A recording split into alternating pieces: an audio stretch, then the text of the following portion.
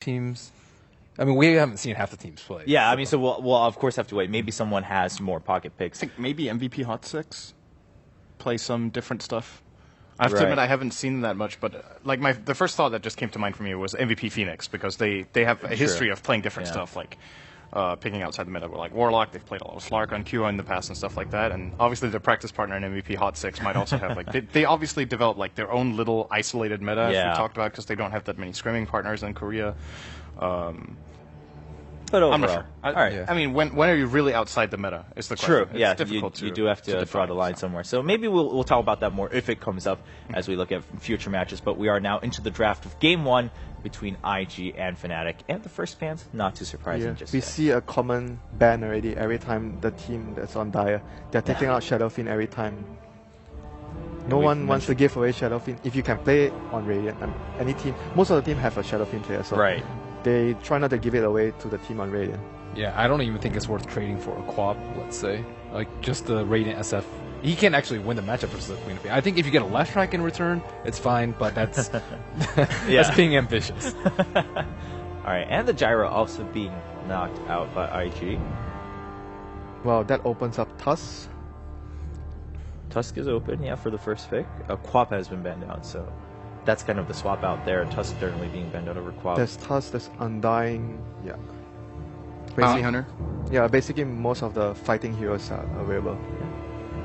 Tusk will be the choice of weapon for IG. Don't you think Viper is going to be like...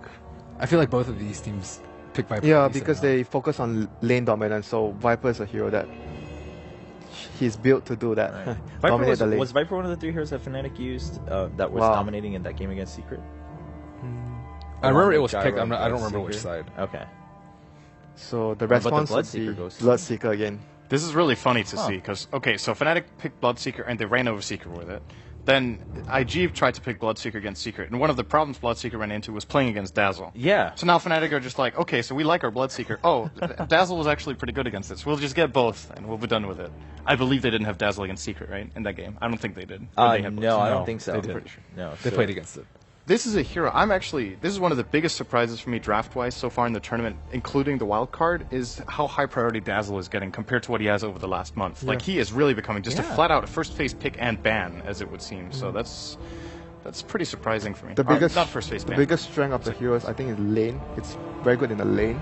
Even though he doesn't provide any stun, lock, disable, but he's very good team fighting, and he doesn't give away. Like, the more important thing is he doesn't give away what direction the team is going in with the draft. So I think that's a very important factor on picking the hero early.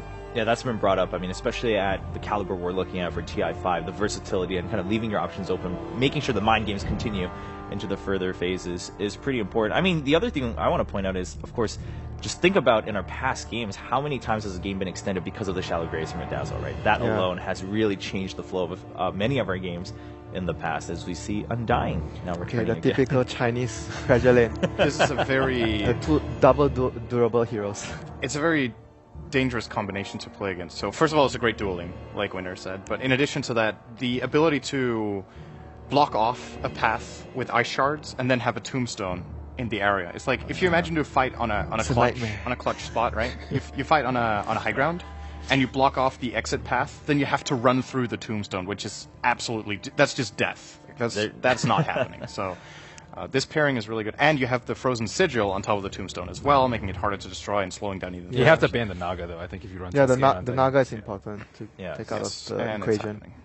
So IG goes through with that. Storm being banned out by Fnatic, and then Lina also being banned out by IG. A hero that I've seen picked probably a little bit too often is Skywrath. I think Skywrath is just too one-dimensional when he does. He gets owned by BKB and provides like little to nothing in the later game and just dies in a couple hits without, like, even Dazzle, if you just get weave off, I think that's often good enough if you end up dying. It's a big contribution. It's a huge contribution. So I think that Dazzle should be as highly prioritized as he is.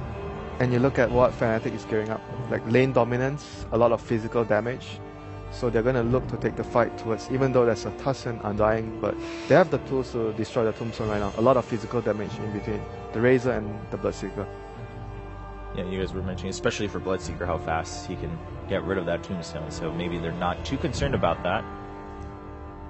Interesting to see. I think it's like it kind of goes both ways, right? The Tombstone zombies are super annoying for Razor's ult, because they just keep absorbing it, but they don't die, since they need to be attacked now. True. And the ult strikes the target that has the lowest current health, not the lowest percentage-based health, right? So the thought it was Tombstone good. zombie will always be the target. Or is it? I'm- I just feel like I have this memory Isn't it of playing percentage? Razor against... I think it's percentage. It is based. percentage. Okay, Yeah. so then you will never hit the zombies. Because that's a really big difference. I yeah, that is a very big I just have difference. this memory of playing Razor against Undying, and my ult just keeps going to waste. It's by like hitting you never zombies. skilled out. Because it doesn't make sense, right? Because the old one would have killed the zombies because they were damaged by Yeah, physical damage physical spells. Right. So, all right, I guess we'll get that. I mean, we'll find out. We'll find out. Yeah, we'll It's gonna definitely happen. find out as we. yeah, Yeah, I'm sure it's gonna definitely happen at gonna least happen. once. And then Witch Doctor being picked More by- team fight, and it's it's really good to have Witch Doctor with Undying because it's sort of like it protects the Tombstone. You're trying to kill the Tombstone, but you're running into a possible coconut bounce or Death Ward, so it's gonna be difficult to run into the Tombstone with the Witch Doctor and the Tusk on the field with the Sigil. I feel like he's pretty good versus a tanky hero like Razor too. Doesn't really get affected by the unstable current too much. Wow, And- this is wow. more stuff to kill the Tombstone. So they just keep going back and forth. I mean, hey, we're gonna kill the Tombstone. Hey, we're gonna protect it.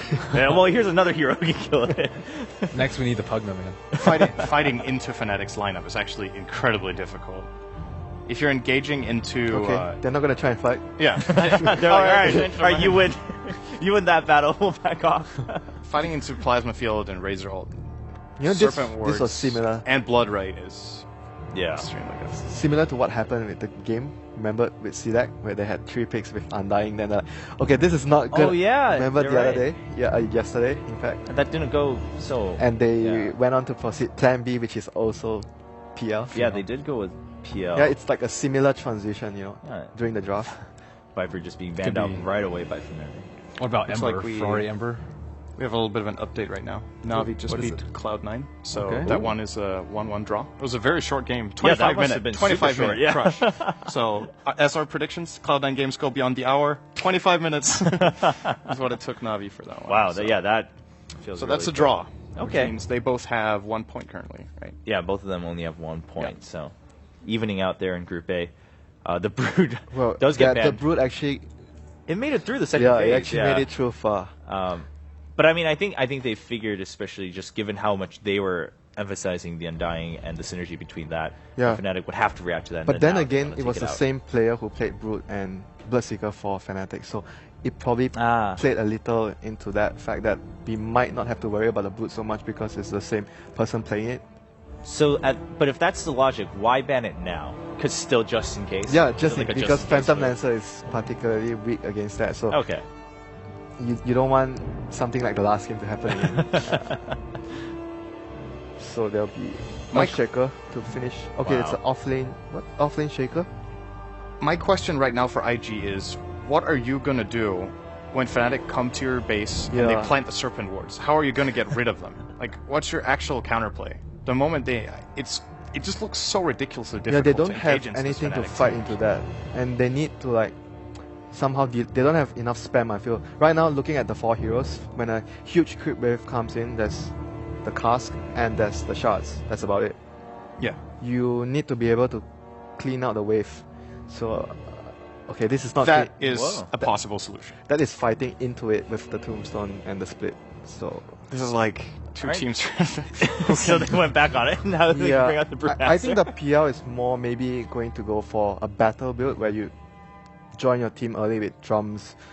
I don't think it would be a Boots of Travel build like Right. what Envy likes to go for with his PL, like the greed in farming. This game he might have to be forced to fight early and join his team because it's Serpent Wards, and at some point of the game there'll be Aghanim's on the Razor, so you have to defend your base no Yeah. matter what.